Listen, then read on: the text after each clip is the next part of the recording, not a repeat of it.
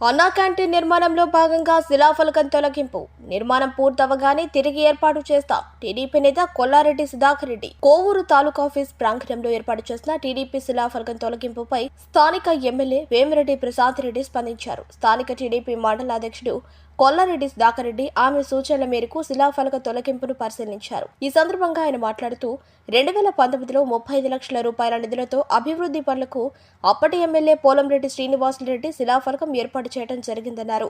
అన్నా క్యాంటీన్ నిర్మాణానికి అడ్డుగా ఉన్నందువలన సంబంధించిన కాంట్రాక్టర్ దానిని తొలగించారన్నారు.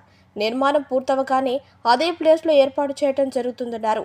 దీనిని స్థానిక నాయకులు కార్యకర్తలు గమనించాలన్నారు. కొంతమంది విభేదాలు సృష్టించి రాజకీయ లబ్ధి పొందేందుకు ఇలాంటి ఎత్తుగడలు వేస్తుంటారని, దీనిని ఎవరూ నమ్మకుండా ఐక్యతతో ఉండాలని ఆయన కోరారు. ఈరోజు మన కోవూరు మండలంలోని కోవూరు కాన్స్టిట్యున్సీలో గౌరవనీయులైన శ్రీ పోలంరెడ్డి శ్రీనివాసులరెడ్డి గారు 2019లో అన్నదాన క్యాంటీన్కి 35 లక్షల రూపాయల గ్రాంట్తో శిలాఫలకం వేయటం జరిగింది. ఆ శంకుస్థాపన చేయడం జరిగింది. గవర్నమెంట్ తర్వాత మారిన దానివల్ల ఆ శిలాఫలకం అదే విధంగా ఉండింది.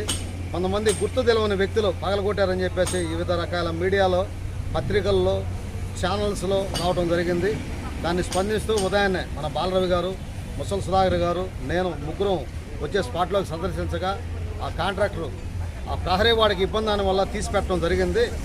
ఆ ప్రహరీ గోడ నిర్మించే సమయంలో కొత్త బోర్డు తెచ్చి మేము ఎక్కడున్న స్థానంలో అక్కడ నిర్మిస్తామని చెప్పేసి కాంట్రాక్టర్ గారు చెప్పడం జరిగింది.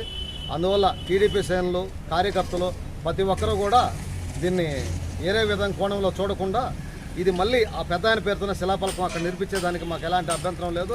ఖచ్చితంగా ఆ శిలాఫలకాన్ని అక్కడ నిర్మించి మళ్ళీ అది స్థాపిస్తామని చెప్పేసి చెప్పడం జరిగింది. ఒకసారి కాంట్రాక్టర్ గారు కూడా ఇక్కడే ఉన్నారు, ఆయన మాట్లాడడం జరుగుతుంది. ఆయన అడగండి, ఒకసారి చెప్పండి.